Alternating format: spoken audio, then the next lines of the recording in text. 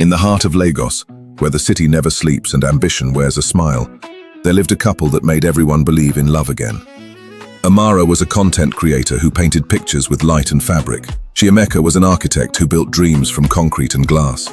Together, they were the blueprint of modern love. Their YouTube channel was a window into a world where marriage meant partnership, where husbands did dishes and wives pursued careers, where love was a conversation, not a command.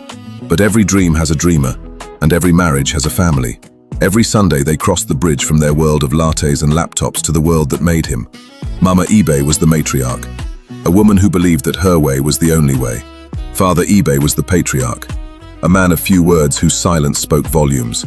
And then there were the aunties, the watchers, the whisperers, the ones who measured a woman's worth in children, not achievements. The meal began like every other, polite conversation, strained smiles, and then silence fell. Chiamaka, my son, it has been long overdue what we've been expecting. 3 years of marriage, and this is all we have? Mama, I'm working on some exciting projects that I wasn't talking to you. Mama, please. Amara works hard. We're building our future. Your future? What future? Your grandfather had 4 wives. I have 2. This showmanship you call a life is not a future. A man's wealth is measured by his descendants. This barrenness of purpose in this house must end. Daddy, with respect, we are not barren. We're waiting for the right time. I'm building my career. Just what, my dear? Just too educated to give your husband a child? We have found a girl, Adana, from a good family. She is ready. In one moment, the perfect picture cracked. And through the crack, she could see everything she was about to lose. The drive home was 45 minutes of war. Won't you say something? What do you want me to say? Just tell me you told them no. Tell me that girl is not moving into our home. You know how they are. They're just concerned. They don't understand our life. Concerned? You actually think they are concerned? They called me barren in my own face, in front of everyone, and you just sat there. What did you want me to do, start a fight? It's my mother, Amara, and I'm your wife. Or have you forgotten?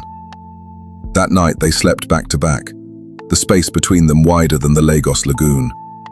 Good afternoon, Ma. I am Adana. Mama Ibe sent me. She said I should come and help my husband. The words, my husband, hit like a physical blow. We watched someone be in Amara's kitchen. The role that's supposed to be hers is now someone else's. I'm sorry, Ma. I didn't want to come, but my parents... She wasn't a visitor. She was an invasion, delivered to their doorstep like a package. And in the name of culture, refusing her would be a declaration of war. Adana wasn't just a girl. She was a Trojan horse, wheeled into their living room by the weight of tradition. Adana's eyes drop immediately, unable to meet Amara's gaze. Good morning, Ma. I made breakfast, the way Mama Ibe taught me. Thank you, Adana, that's thoughtful. She calls you my husband. She brings you water. She cooks your mother's recipes. And he does nothing. You must be tired, my husband. Please drink. Babe, I want you to choose me. I want you to tell your mother that this is our home, not a village square where wives are delivered like parcels. You think this is easy for me? You think I asked for this? Adana wasn't the villain. She was a pawn. But her existence was a slow poison, reminding Amara of her failure every single day. Hello? Hello, Mama Ibe. Have they accepted you? Is he eating your food? Yes, Mama, he ate this morning and he liked it. Good, that's very good. Be patient, okay? The modern one will break, they always do. She stopped filming. She stopped laughing. She stopped being the woman who danced in the kitchen. It's another late night and Chiamaka has repeatedly gotten home late from wherever he's coming from. You're never here anymore. Work has been busy, Chiamaka says. Work? Or you're just avoiding me? I can't do this, Chie. I can't live with a ghost of what we were and a stranger who's taken my place. I want you to remember who I am, who we were, before they decided I wasn't enough. I don't understand. What are you doing? I can't breathe here, Chi. Amara, we can talk about this. Let's talk about this. Talk. We've talked.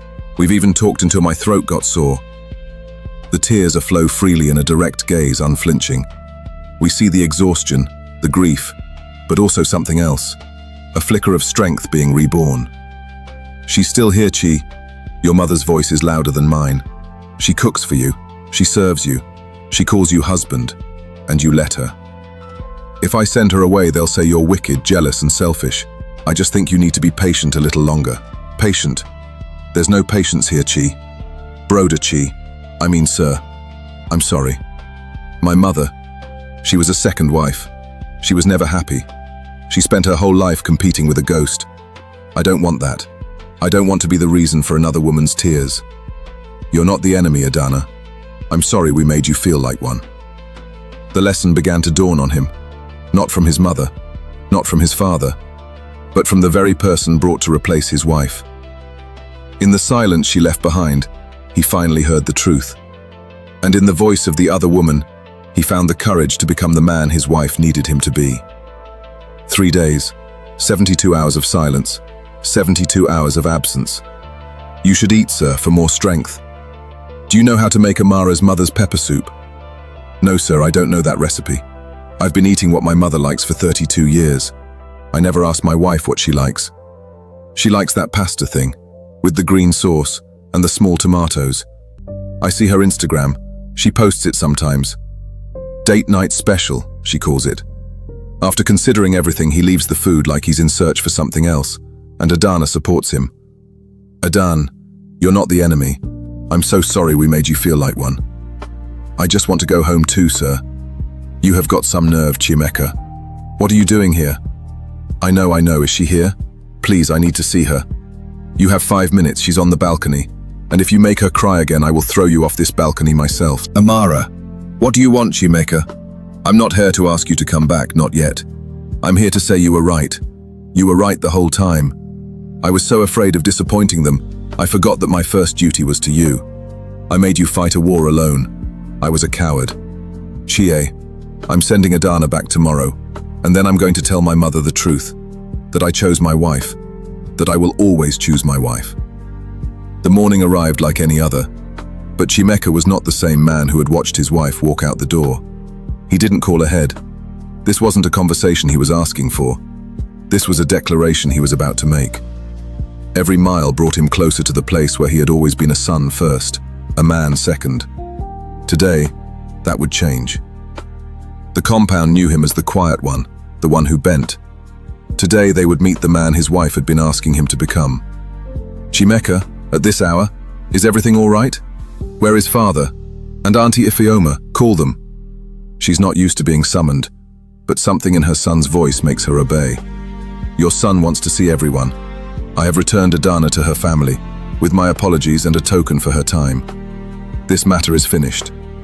You let that girl turn you into a fool. No, mother. You let tradition turn you into a bully. Amara is my wife, my choice, my family.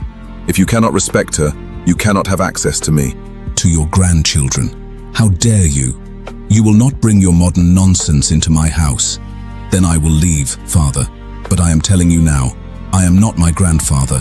I am not you. I am one woman's husband, and that's all I will ever be. He didn't know if they would forgive him. He didn't know if the family would ever be the same, but for the first time in his life, he knew exactly who he was. Amara knew he was going to come eventually, so she can ask if he did it, and yes, he did. He told them the truth. I don't know what's going to happen with them next, but I know I want with us. Will you let me try and fix us? No timelines, no pressure, just us. I'm not the same woman who left Chie, and I'm not the same man you left. It wasn't forgiveness yet. Forgiveness is a road, not a destination. But it was the first step onto that road. Together, 6 months, 180 days of choosing each other, every single day. Amara's studio came back to life, but different now, grounded, real, no longer performing perfection, but creating from truth. He learned that love lives in the small things.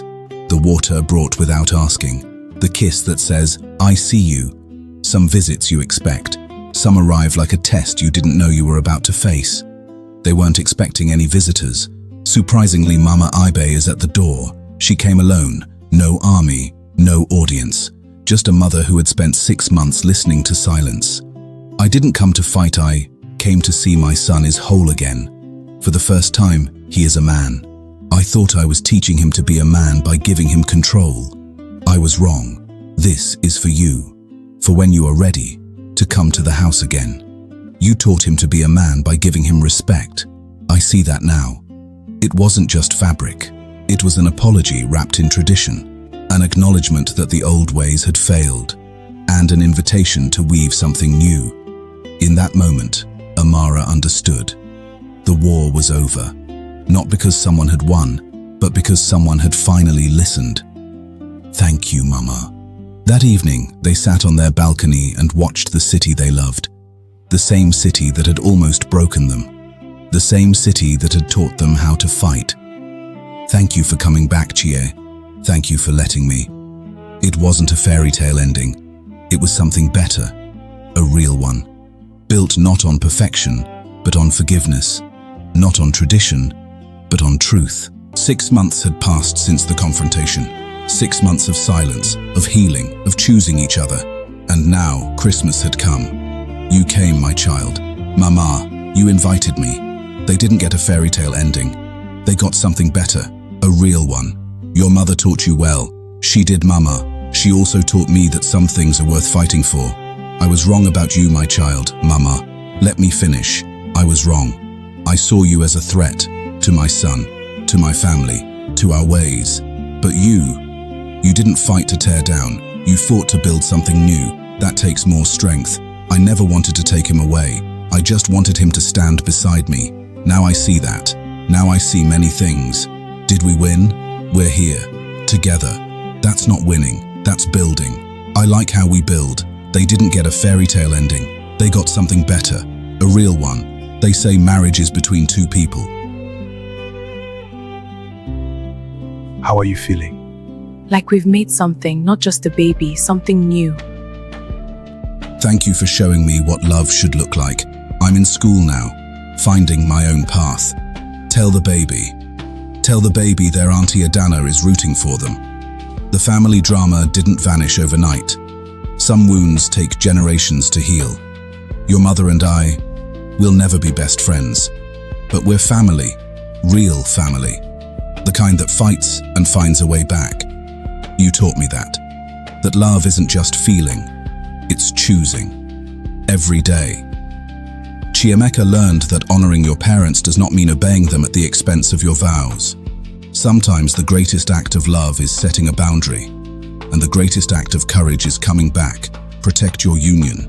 It is worth fighting for. This is Echoes If Truth.